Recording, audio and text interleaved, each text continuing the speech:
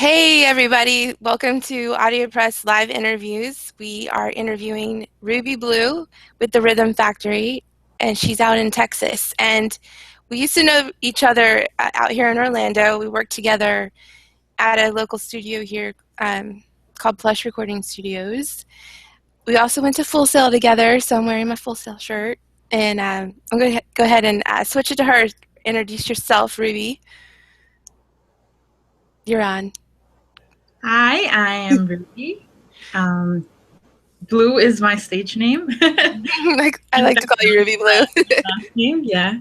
Um, but I am the co-owner of the Rhythm Factory Studios here. We have two other co-owners. One's Rogelio Escobedo, which was a teacher for about 30 years in the La Jolla district as a music teacher. And Kayla Castellanos, my sister, is our artist development guru. She studied also at Full Sail with her business thing. Music business, Yeah, yeah. business, degree. And yeah, we moved back down after graduation. Of course, she went on like a Vans Warped tour for all summer, and then she came right back over here, and I did some work over there in Florida with the Illinois Philharmonic Orchestra and the public library, and then I ended up here after getting enough experience.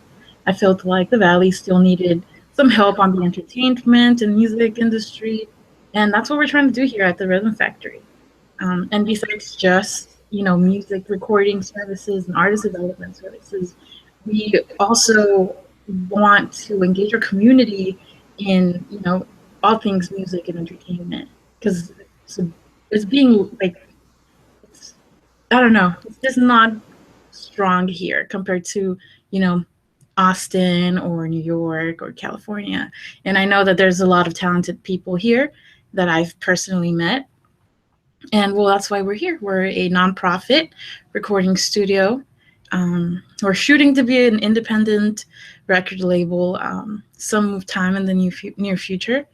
And we should also have full production studio sometime in 2 years. And we also really, really like to focus on the youth. And that's because they're the generation to come. And, having that being said, we are going to be hosting media camps for children, and for teenagers, we're going to be having music camps. Where in Texas are you exactly? We are in the Rio Grande Valley. It's the very, very, very bottom tip of Texas. Literally, I'm about 5 minutes away from the border of Mexico. Uh, yeah, as soon as you walk out, you'll see tons of border patrol, tons of cops everywhere. You're just like, ah. That's funny. Has Donald Trump been down there checking it out? I don't even think any of them have been down here. Like nobody even knows who Bernie is. That's funny. Yeah. Okay, No, but I had to ask.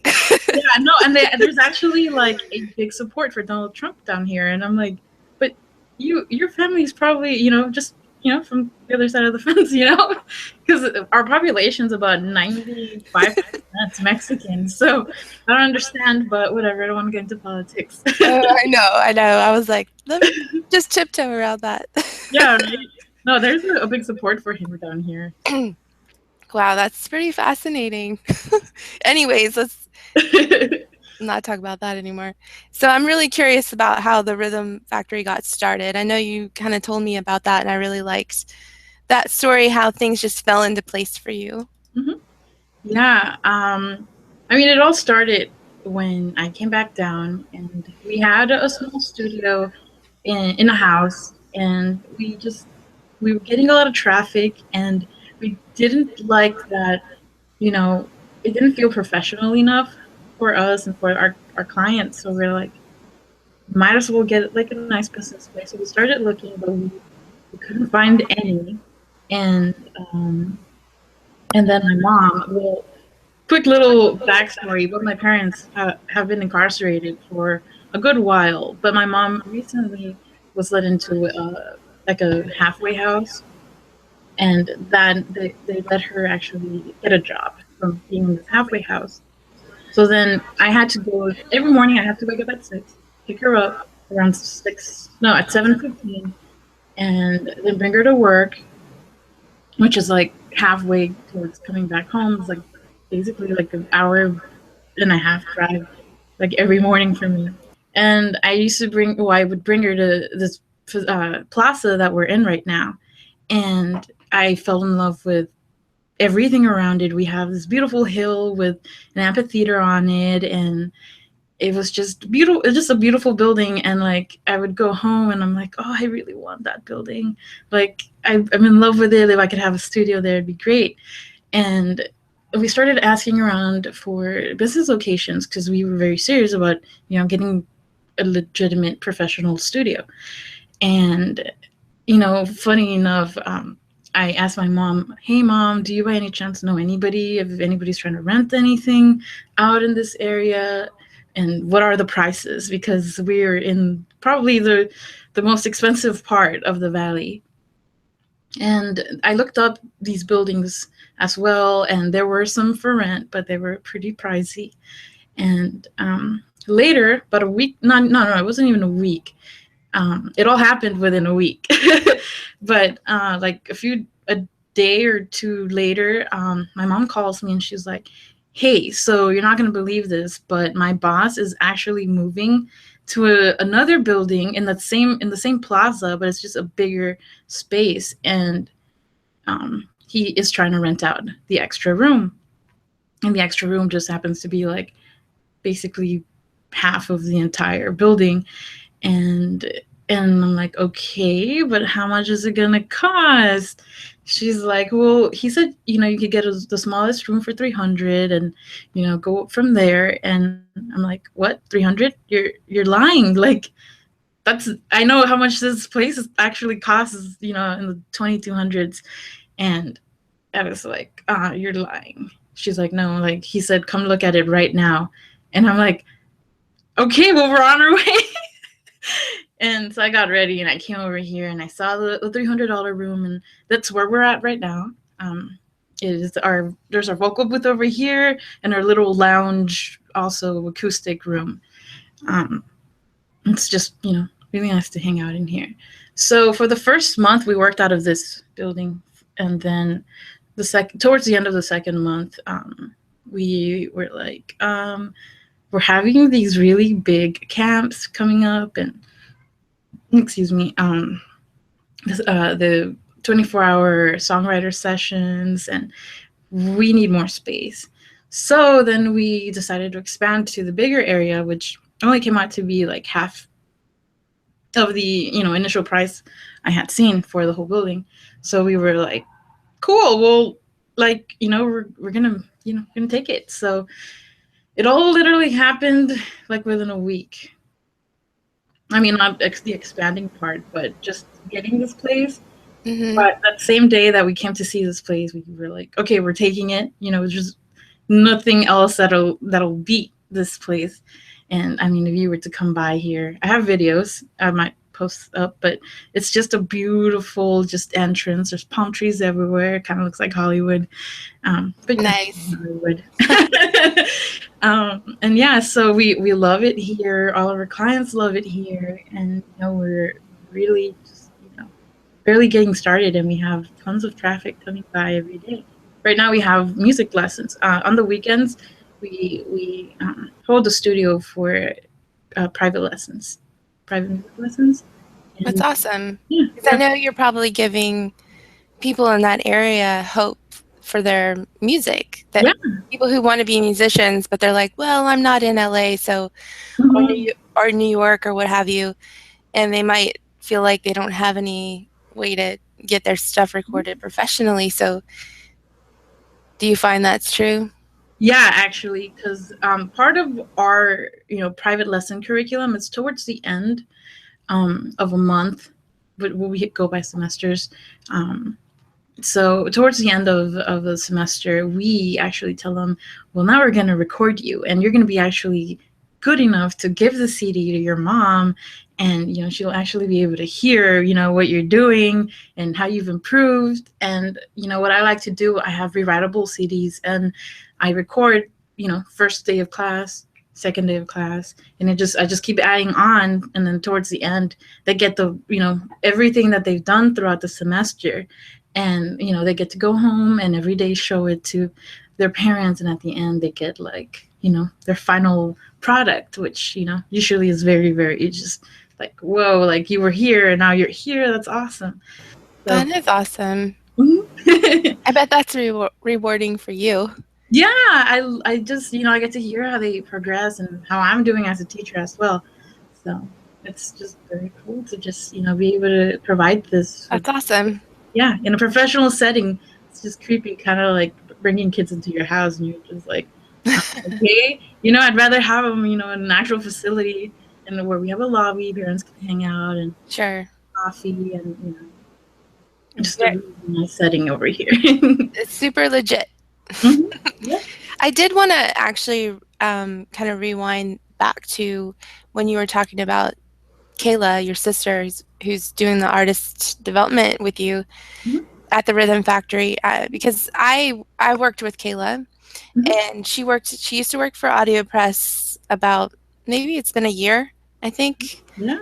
And when we were first starting to do interviews, so you can go to audiopress.us and click on blogs and then go to interviews, like interviews with artists. She was actually there with me, and it was the very beginning when I first started. I had graduated full sail with the master's in new media journalism, and and I'm a pretty shy person, so it was really really hard for me to just go and meet artists and then do all this setup with the camera equipment. And she was great to talk to the artists while I was doing that, and then kind of we would actually go out scouting for artists to interview, and she's just great with people person. Yeah. So I wish she could have made it today, but since she's not here, we'll just kind of give her a shout out. So Yeah. thank you, Kayla, because we AudioPress, as in we decided to do the Google Hangouts because of all the, we don't have to actually do any editing or setting up the camera or worrying about lighting or locations, and we can interview people no matter where they're at, like yourself. Um, so I just wanted to definitely let the world know that I appreciate Kayla's help, and so AudioPress wants to support you guys any way we can. Thank you. Yeah, no, Kayla, she is great at talking to people. Like, I mean, we go out also scouting for artists and trying to give them, some cool little free session if we can. And she is just, great. Like, I stumble upon words, but she's a go getter, Yeah, great. She's probably made friends with like everyone downtown, like all the owners and stuff. Her part of her job is acquiring venue space for our artists that come into our studio, and we basically try to get them out there because getting out there here is very hard to find the right people. And if we do sure. have the people, it's very like genre oriented. Like Hispanic Latin music is very popular here, so a lot of people try to just go towards that side, but I'm like, there's a millennial generation who loves, alternative music. They love pop, they love rock, and there's not enough people helping that side of the music industry here. Right, Like a like court. it's And then okay for things to change. yeah, definitely. And I mean, we still do the Latin music thing. One of Sure. our biggest, success stories. He is, really, really popular, and we love his music. He's very Latin romance, Frank Sinatra style. Who? Elio, actually, I have a CD of him right here. I was just looking at him. Yeah, Awesome. yeah. You said he's from there? Yeah, he's from here, and he records all of his music has been recorded here and mixed here, and he writes everything, produces everything. Nice. Are you gonna get to meet him? Yeah, he's one of our partners in Oh, the studio. cool. One of our investors. So Oh, all right. he I has get a lot it. Okay. he sees the potential of the studio. So he keeps donating. He's amazing. Well, I'm glad you got that kind of support. That's Yeah, amazing. yeah. I mean, Um, if it wasn't for his help, we wouldn't have this. You know. I know. I was thinking. I know you were worried about moving back out there from Florida, thinking that your music career was gonna die. Yeah. So I was like, I'm so happy for you that that didn't happen. Hmm. But I wanted to go ahead and move to the next question because you kind of touched on it a little bit. I know you have a workshop coming up. It's for kids. So tell us more about that. Okay, so we're having two workshops. One is a media camp for kids, and the other one is music camp for teens. The media camp is basically we're gonna work on a trailer, and the kids get to go out and record Foley, which is hands clapping, or the sweater moving or breathing, just random sounds that you normally hear in a day to day basis. But because we're working on a movie, you need to kind of like re-record everything into, or most of the stuff that isn't very well recorded, into the movie. So we're going to teach kids that process. And teachers, That's fun. yeah. Yeah, we're gonna go out, we're gonna record grass, footsteps, we're gonna record rain, whatever we can, the palm trees moving, kids laughing, and then bring all those files and put them into a movie. And here we're also gonna try to create music for the movie, and then the dialogue, of the characters in the little movie trailer. So that's gonna be the media camp, and I'm pretty excited for that. Still working on the curriculum as we speak. So but oh man, I have a lot of kids Nice. and parents very interested. The parents even want to be part of the media camp because of how cool it is, and they all get to they all get a DVD at the end, and we're gonna go like split screen, like okay, the character in the movie and the child reciting the dialogue. So like the parents get to see what the children are actually doing. So that's gonna be really cool. We're really really excited for that one. And then the music camp, similar to our 24-hour songwriter sessions, except we basically have more time. It's 4 hours, 3 days, 12 hours. Well, not 12 hours, but 3 days to actually like fix everything and think about stuff. So they're not very like in a very slow pace. I mean, fast pace. So that should be cool. We're gonna just basically touch up on software, music production using Logic X and Pro Tools. We're also gonna focus on kind of writing a song and how to sing, even very basic background stuff. And we're just going to teach everybody how a song's produced, and then eventually produce our own song, try to collaborate and make a song at the end, and everybody gets to take a CD home with their song. That's awesome. I can't wait for you to do that. You're going to take pictures and stuff Hmm. of the kids. Yeah, Yeah. I think there's also going to be video on that one too. We're Cool. talking about it. Yeah, that's a good idea. So moving on to our next question. I'm curious. Well, I mean, I know you, but our viewers are curious. What's your background in music? My background is pretty extensive. So I started playing orchestra music. I actually started with the upright bass when I was 11, and then mariachi music is very, very big here. So I ended up joining the mariachi because I really wanted to play guitar. So I go in, but I was not, able to play the guitar because I already played the bass. They're like, "Well, why don't you play the guitarrón? It's like the Mexican version of the bass." And they're like, we'll put you there and then we'll move you up to guitar. So I for the first year I played guitarron, which is that bass instrument in the mariachi, and then they moved me to, it wasn't guitar, it was this instrument called vihuela, which is right behind me. It's a little tiny guitar. um, the only difference is that it's higher pitched and the low E string is not there, but it's really cool instrument. And I'm still learned guitar. We still had like a guitar class that I would attend, and then you know then play that on the mariachi. So I still fulfilled my dream of playing guitar. And then I got into high school because it was eighth. 8th grade by the time I was playing that. I got into high school, still played that little instrument. And then towards the second year, I was moved to guitar finally. And then my junior year, I was asked if I wanted to play the harp for the mariachi. So I was like, yeah.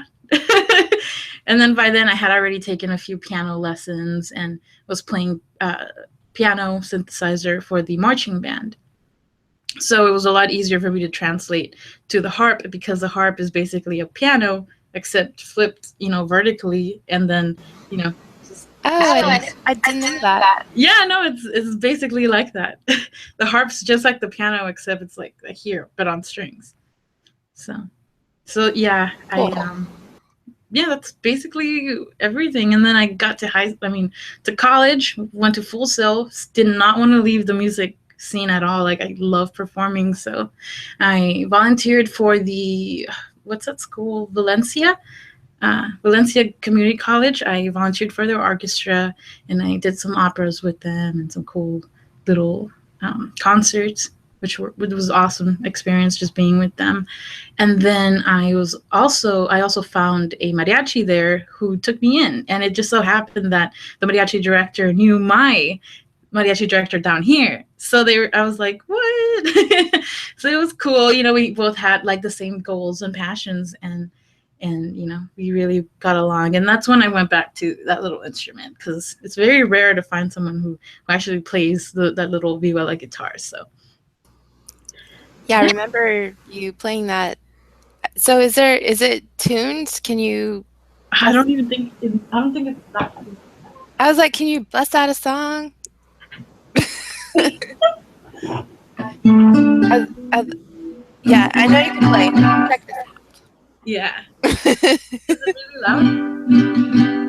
loud? I can always turn you down too.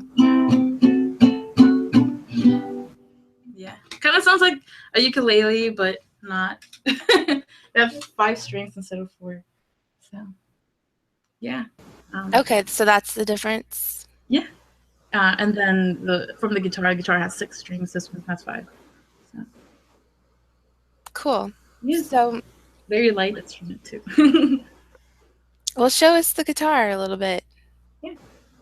Because we're wrapping up. Oh, wow. Okay, so that's different. And that It's just really pretty. adds to the sound. Yeah, the sound is also really nice. You put it next to a guitar, and it just, I don't know, adds more brightness into the room. We love pairing it up with a guitar because the guitar adds the body, but this just adds the uplifting frequencies. So Gotcha. yeah, it's just really cool. I loved playing this, but I think my ultimate favorite, even though harp was awesome, I just love the bass. The upright bass. The electric bass is cool, but I don't know. Upright is just more, I don't know.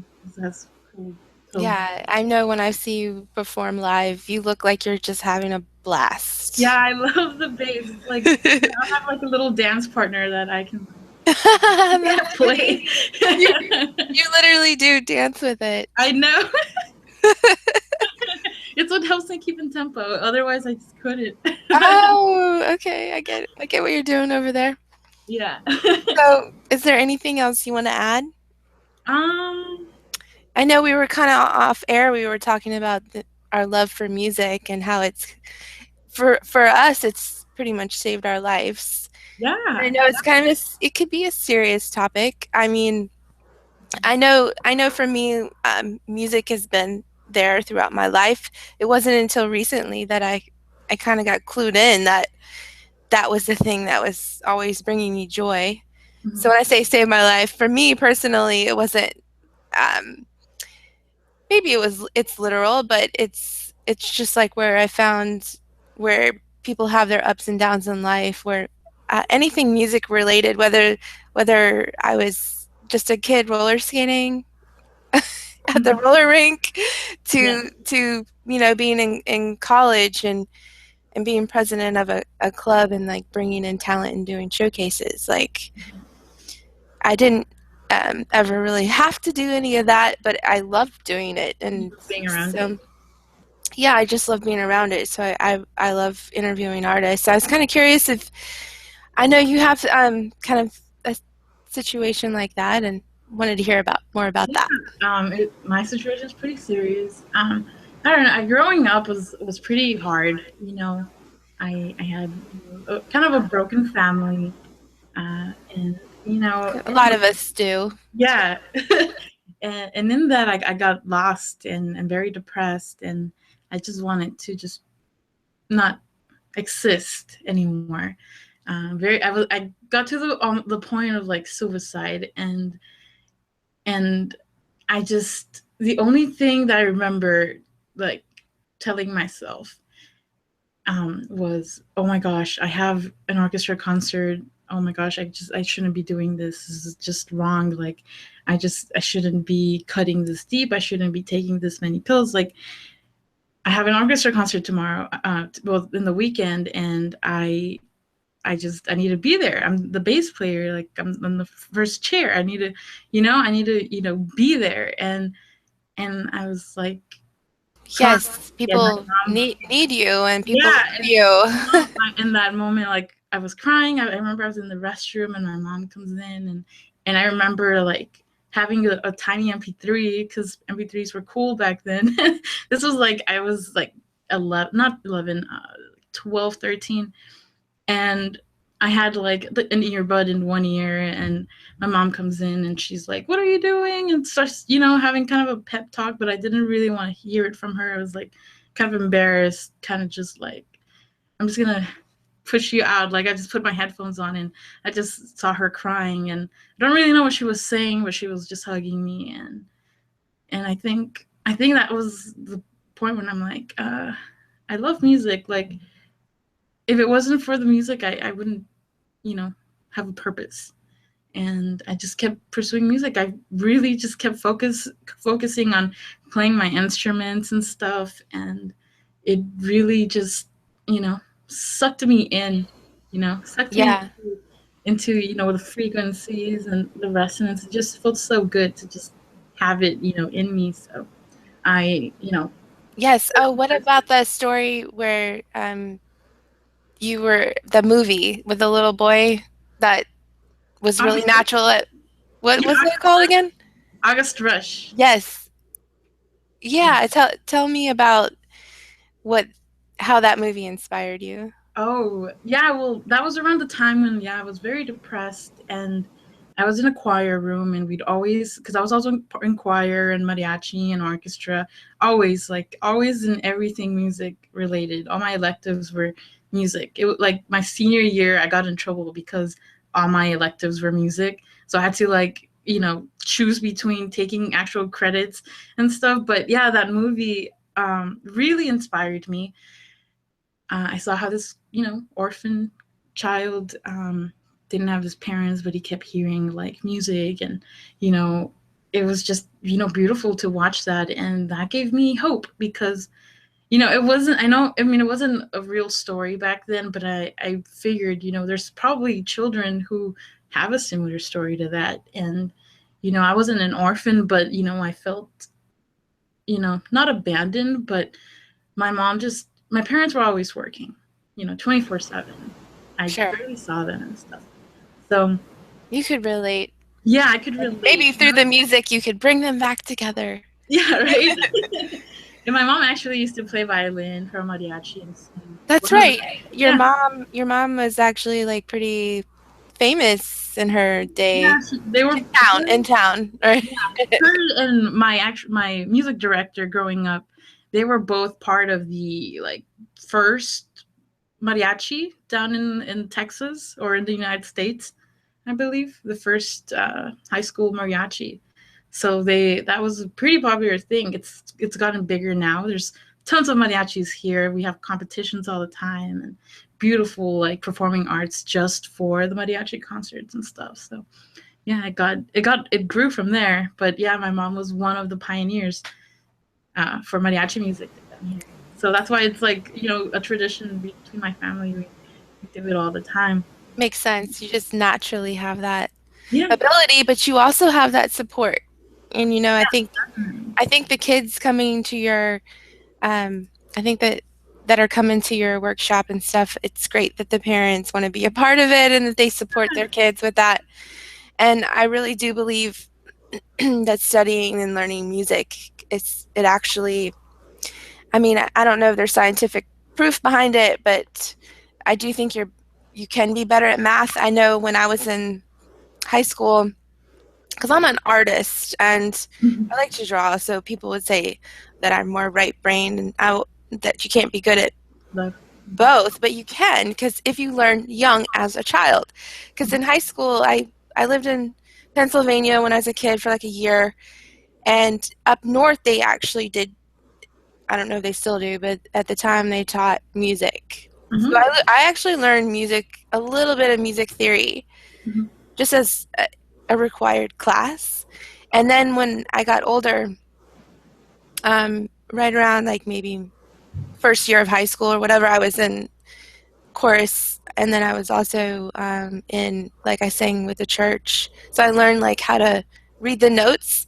And I swear I feel like in college, by the time I got to college math, like I did have to have a tutor, but I made A's and B's in math, so Cool. I That's don't know, I was like, that's but I'm awesome. not, but Yeah, don't it's ask funny. me to do it in my head or anything. Yeah, no, it's funny that you mentioned that because um, I I totally like opted out of the math courses in college because like I already knew algebra and all these things. But then for those 3 years I was in college, I didn't even touch on math at all. Maybe only for the electrical classes we took. And but recently I wrote this song that is supposed to take care of tinnitus. It's like consecutive ringing of the ears. And I wrote the song, but in order for me to be able to get rid of that, I had to cancel out the frequencies you're hearing in the ear. And frequencies are actually equations, mathematical equations. And and I created this equation where I created my own key signature, and that key signature basically resonated and revolved around the one of the most popular frequencies that people constantly hear is 8 kilohertz. It's very like thin sound. um, and I basically created this whole new key signature to where if you listen to the music long enough, and it's very calm, just so you can have it in the background, it doesn't bother, it's just not abrupt, it's very just relaxing. And if you listen to it long enough, you can actually stop the ringing for a certain amount of time. Not It's not going to stop it forever unless you keep hearing it constantly. But I mean, it stopped it. I had one of my friends admit to that. He was like, yeah, it actually stopped it for a little bit. And another thing I told him is, when you hear the frequency, try to hum the frequency, but like put your fingers right up your ear right here, and then you hum that frequency, and it's gone. And I've done that before, like countless times, and it It's worked. amazing. I Yeah, love that. I love that. So yeah. because just bringing up frequencies, I just this year I learned about binaural beats. I guess is the common term for it. But then they have different frequencies, like 7.83 is actually the frequency of Earth, Hmm. because everything is made up of frequencies Yeah. and light. Hmm. Yeah. So And even light is waves. yeah, So so it all yeah, kind of goes together.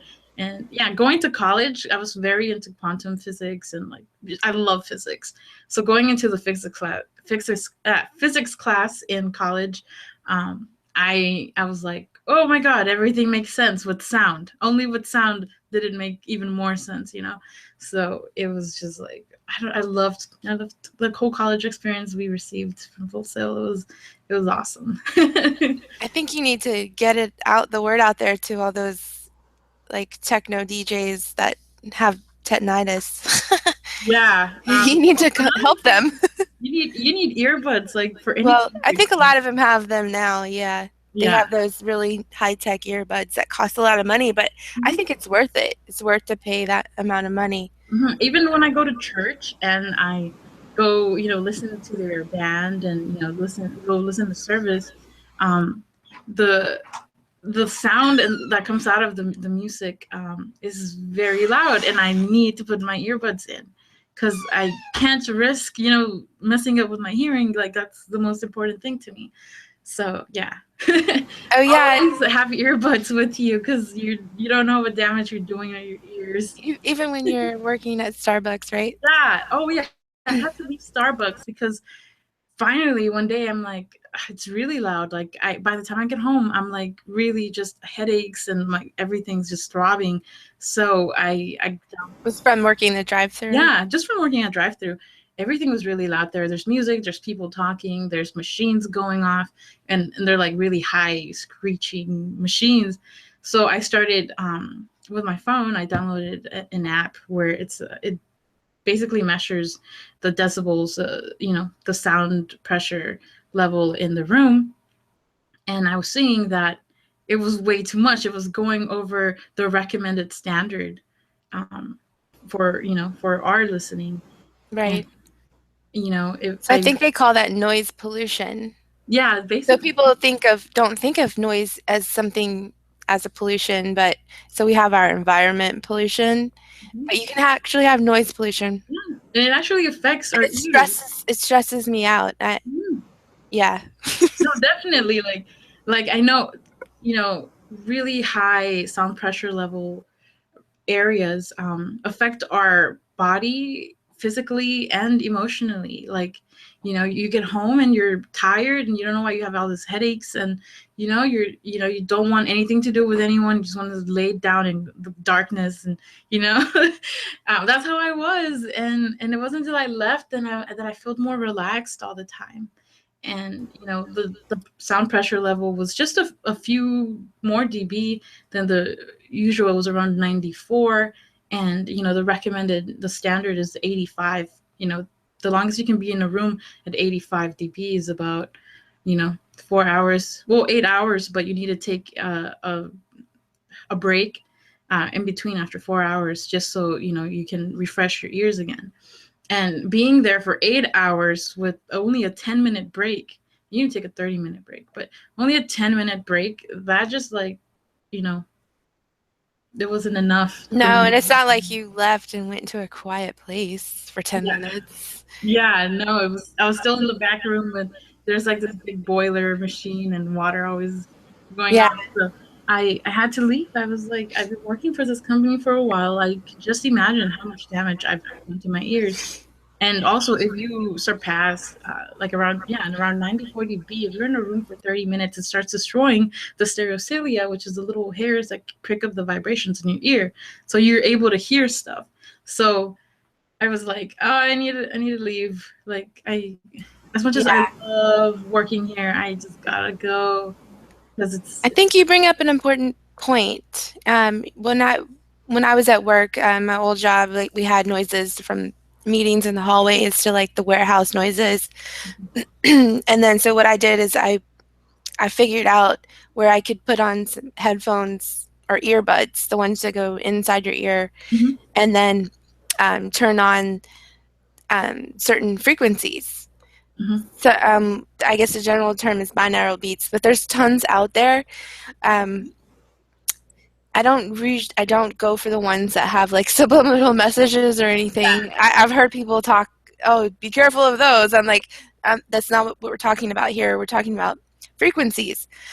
Like I know offhand about the 7.83, but there's 5 point something, and Yeah. they've been proven. It's absolutely 100% proven Mhm, that frequencies do affect us. And so what you were saying about noise cancellation with the tinnitus, because like you can have your pollution, but then you put in the earbuds with a frequency and it drowns everything out. and it gets rid of headaches, and it just stimulates happiness.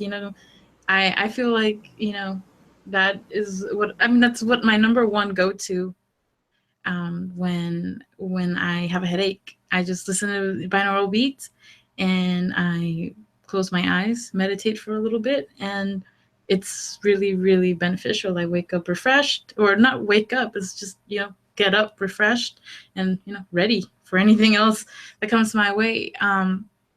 So yeah, I'm an advocate for binaural beats and solfeggio scales, because there's, we have our normal key signature and, our normal scales that, revolve around 440 hertz. But another thing people don't know is there's another scale that revolves around, the hertz that our body already produces, and when you hear them, they resonate, and, they make you feel even better, you know so yeah. Yeah, we could. I could This get really this could be a whole other topic. It really could be, because yeah. then we can go into like the tones that instruments don't play Yeah, that exist. that's There's that too. they're there. No, I could get way into it. Maybe make us consider our existence and stuff. So Yeah, maybe this is a good time to yeah, wrap it up. volume two. Yes, I mean, this is definitely stuff people can look into on their own. Yeah, it's all And it's all out there.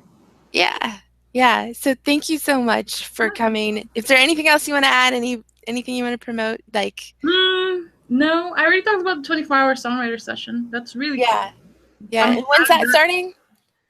no, we haven't figured out a date for that, but we're trying to do that bi-monthly. Okay. Um, Oh, okay. So it's a regular thing. All right. yeah, that's gonna be a regular thing, and Cool. we're gonna also have the during the summer. We're planning on the songwriter getaway. That too, but that's still in the works. It's just through like basically a whole weekend of bunch of songwriters hanging out, and we're gonna have a small festival and a showcase, and food, and everybody can just come and enjoy the music. Fun. Yeah. All right. Well, thanks guys for watching. And this is Jessica Northey, Jessica Corinne Northey. If you're looking me up on Google, you have to put Jessica C. Northey. I always like to joke about that. And then, of course, visit audiopress.us and check out our past interviews. Next week, we're going to be interviewing me, so that will be interesting. We're going to have artists back on in the future, but I wanted to pause and take some time. Sarah, or our audio engineer, it was her idea, so I'm hoping she'll be the one to interview me, but it's basically so that you all can get to know me, because usually I'm not in the picture at all, and now I am a little bit, so kind of wanted to just share my story. We'll probably get into some good topics like we did here today. And all right, so we're going to sign off. Bye.